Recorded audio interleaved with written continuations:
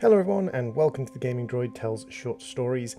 Please remember that these stories are works of fiction, and although this one deals with a real world incident, it is a writing of fiction. It is going to contain violence and it is going to contain things that may upset people who suffered abuse in the past, so please bear that in mind before you listen to the story. Thank you very much. The young boy was a squire, and was, in the care of a beautiful and sweet princess. He had a knight, but rarely saw them anymore. The princess had told him of the knight's code and told him stories. He cooked with her and they ate and travelled together, and the squire fulfilled his duties to aid the princess however he could. The town in which the squire and princess lived was nice, but fell under the gaze of a wrathful ogre many years before, for as long as the squire could remember, in fact. The ogre would appear at night from time to time and smash things in the town. The squire was scared of the monstrous beast, but also held a guilty delight for the ogre's appearance, for this was when his knight would appear. The boy's knight was no knight in shining armour with vorpal sword. The knight's armour was battered and old, his shield dented and worn. No sword or weapon hung from his belt, but he stood each attack as bastion, fending off the ogre's attacks till the ogre grew bored and wandered off. All the while the squire would watch from where he was hidden, marvelling at the honour and fortitude of his knight to withstand the beast. This changed one night. The squire was with the princess when they heard the crash and slam of the ogre. The princess's eyes dilated in fear and she shot to her feet, where they had been sitting reading stories about the old knights. She'd just been reading him the knight's code, recited by a knight in one of the stories. Her words still burnt within him. To uphold peace, to treat others with kindness, to protect the weak and to hold back evil, to end suffering. Honour, justice, integrity and bravery, the code of the knight. Now her voice was different, afraid but determined. Hurry and hide, I'll find our knight. The squire hid himself across the road from the blacksmith and bakery.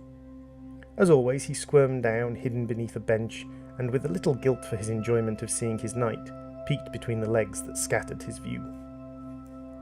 The ogre was hulking, fully twice the height of the squire or more.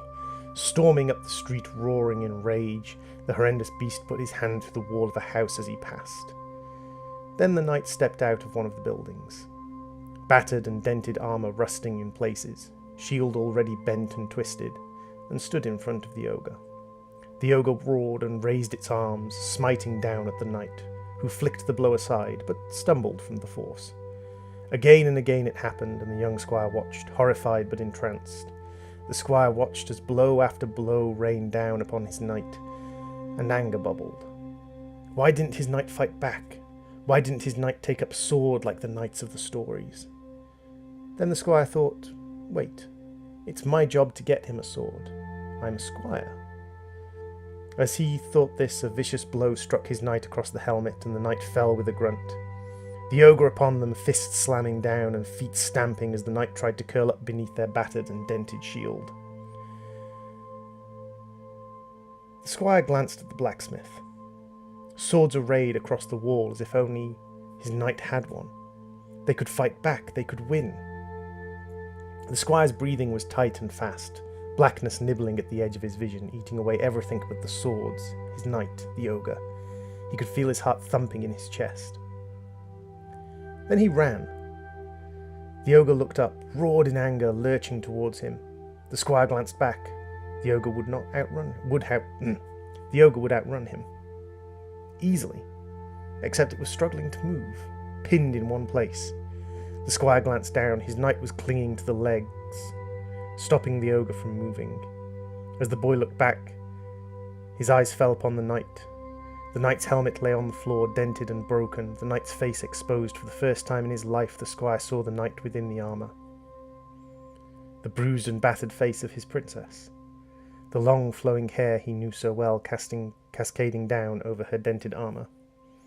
The ogre was kicking her now, trying to get her to let go. Each time the foot connected, the metallic crunch was overlaid with the wet thud of flesh on flesh.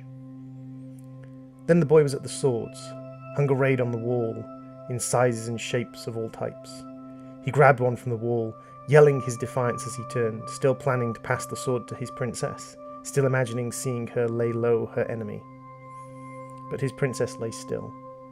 The ogre was free, coming towards him, massive bulk charging with unnatural speed, hulking hands clenched into fists. The boy shifted his grip. He nicked his fingers on the bottom of the blade as he looked at the beast running towards him. He was shaking, almost blind, as his vision tunneled to a pinpoint. He could smell the stinking breath, the sweat, the blood spilt from the woman on the floor. This was the worst it had ever been. But as he stood shaking in fear, his heart crystallized. He remembered a line from a story he had been told. "A knight is not made, my son. He is born. He just needs to wake up." He raised the blade he held and shouted into the face of the charging madness. To uphold peace, to treat others with kindness, to protect the weak, to hold back the evil, to end suffering. And then the beast was upon him. Arms clashed down and his teeth slammed together. The tunnel vision vanished, to be replaced by a world blurred and red-tinged. And he thrust the knife again and again he thrust, yelling, "Honor, justice, integrity, bravery," even as the blows slammed into him. But the blows started to stutter. Even though his attacker was twice his size and a vicious beast, it realized things were going wrong. It stumbled and fell. The boy was on it, screaming now, not words but pure rage, sound to blank out the world as the kitchen knife plunged again and again into the father that had become an ogre.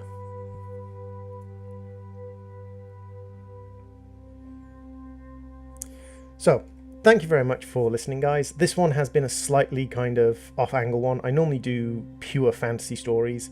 This one was a little bit of kind of like a psychological statement story. Sorry for a couple of stumblings there. It's been a while since I've actually read a story. And I will see you all in the next video. Bye!